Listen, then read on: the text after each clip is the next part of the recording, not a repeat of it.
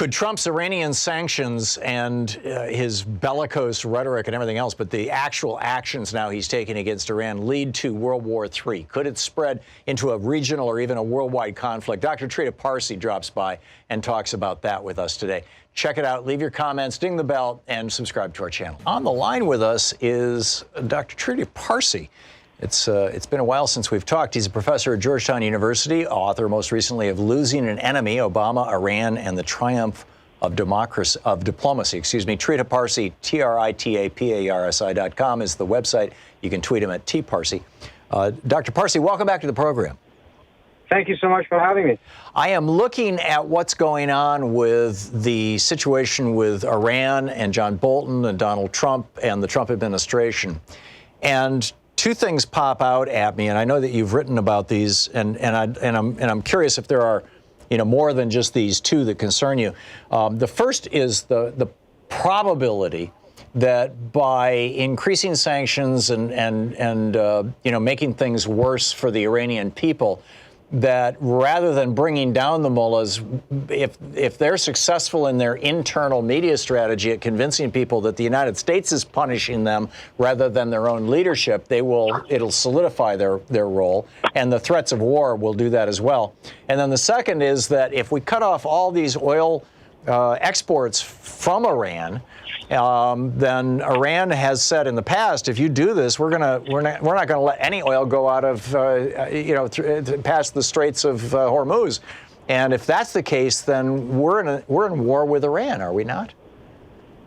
Absolutely. I mean, the Iranians have been making this threat in the past that they would close the Strait of Hormuz if they cannot export their oil. Either everyone can export their oil or no one can. And I think there were good reasons to not take that too seriously, because at that point, when they were exporting their oil, if they were to do so, they would harm themselves immensely. But we're now, for the first time, looking at a scenario in which they may actually not be able to export their oil because of Trump's measure. And as a result, their threat of closing the strait needs to be taken much more seriously. Now, war games in the Pentagon have all shown the Iranians can close it, but they cannot keep it closed for more than 2 weeks because the U.S. military would intervene and would open it up. But that means that the U.S. military would be in direct confrontation with the Iranians in the Persian Gulf, and that means war. How would that play out, in your opinion? Well, based on everything we've seen, the Iranians are not going to prepare themselves for war with the U.S. in the manner that Saddam Hussein did. Saddam Hussein had a very strong standing army. A standing army of any other country, doesn't matter how strong it is, does not stand much of a chance against the U.S. The U.S.'s standing army.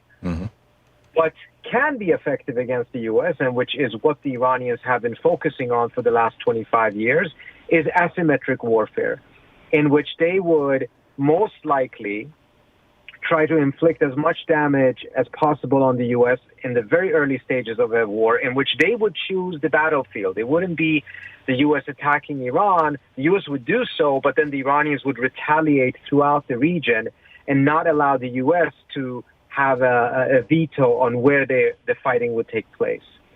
Now, and their calculation likely would be to inflict so much damage on the U.S. as possible early on in order to break the U.S.'s fighting spirit, because if there's one thing in which the Iranians likely would be able to have a comparative advantage vis-a-vis the United States, is that they have far less casualty intolerance than what the U.S. does.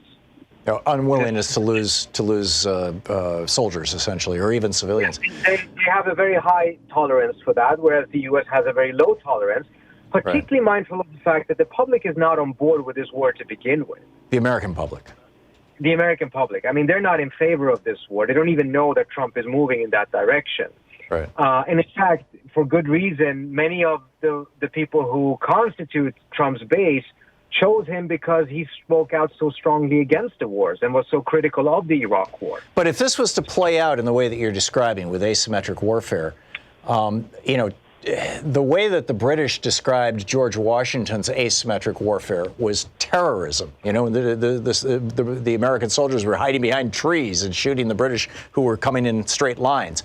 If the news reports in the United States are that this proxy for the Iranians or that proxy or this group or that group, or even the Iranians themselves, committed these smaller acts with high levels of casualties, we'll simply call that terrorism, and that would galvanize American public support for an all-out war with Iran, would it not? Well, the U.S. And might that be what Trump is planning on, by the way? I personally don't think so. Let me address what you said earlier on. The U.S. will call it terrorism, or the Trump administration will call it terrorism anyways, because they've already defined the IRGC as a terrorist organization. So they will be...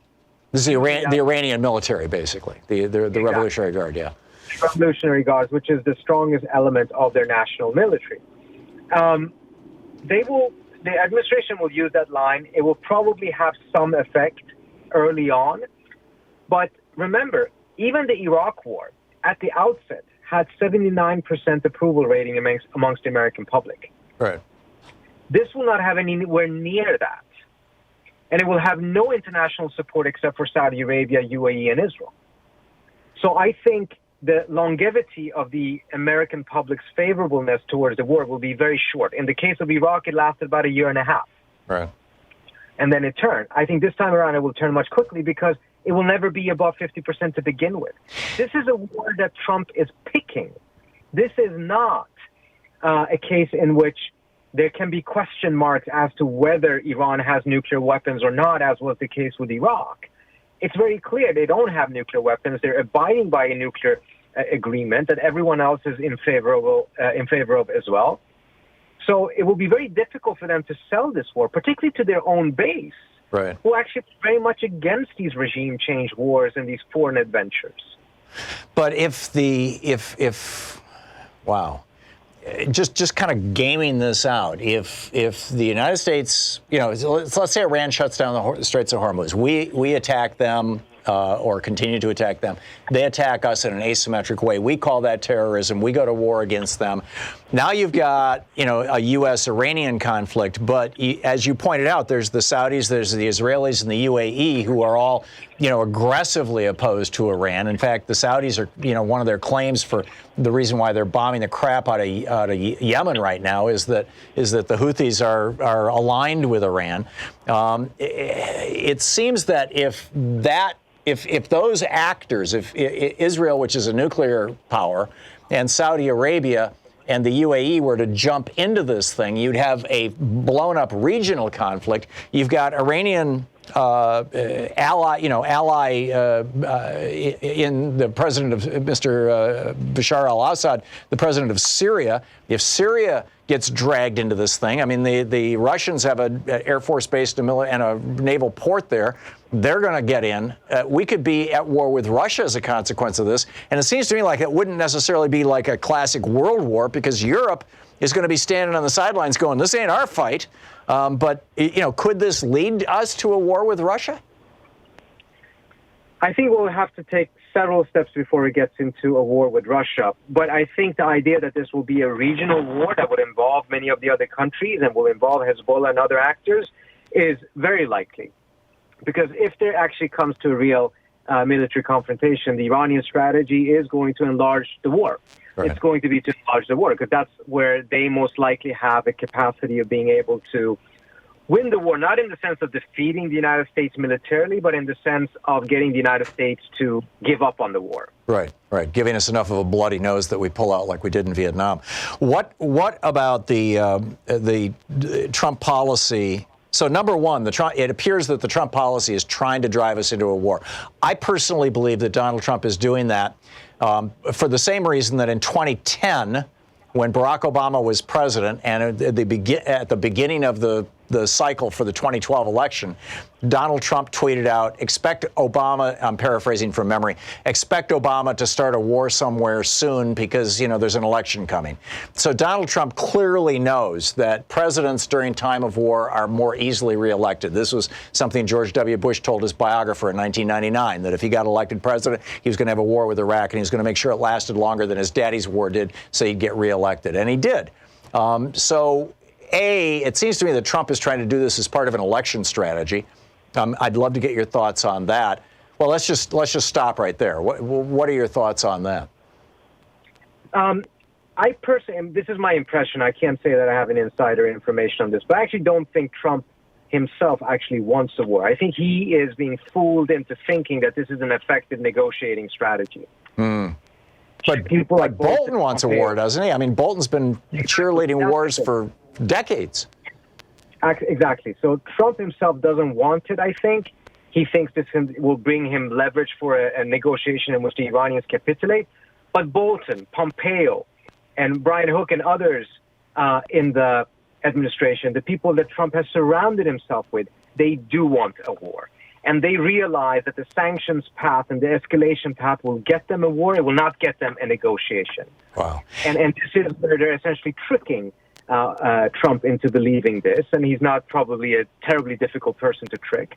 Yeah. I don't think he calculates that this will be good for his re-election. Remember, when he was saying that back in 2010 was before he ran his own campaign. And he ran his campaign very much against the forever wars. Yeah. And he knows that he has a lot of support in the public when he says those things, when he's critical of Iraq. Trita, now, that doesn't mean that he may not change his mind and actually try to play that card. It could very well happen. Yeah, we have just a little less than a minute before we're going to hit a hard break here.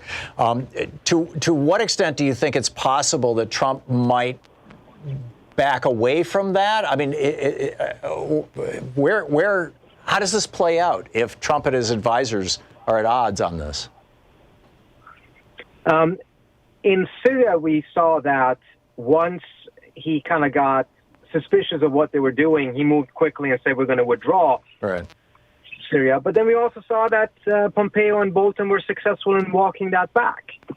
You're right. I mean, that's part of the problem that exists right now, that there's a president that has instincts that are suspicious of war, suspicious of regime change, but he has surrounded himself with neoconservative advisors who are just taking advantage of him and who are constantly pushing for much, much more bellicose policies under his nose. Yeah, this is a remarkable issue that is not getting anything close to the attention that it should be in the American press. It just shocks me that it's not.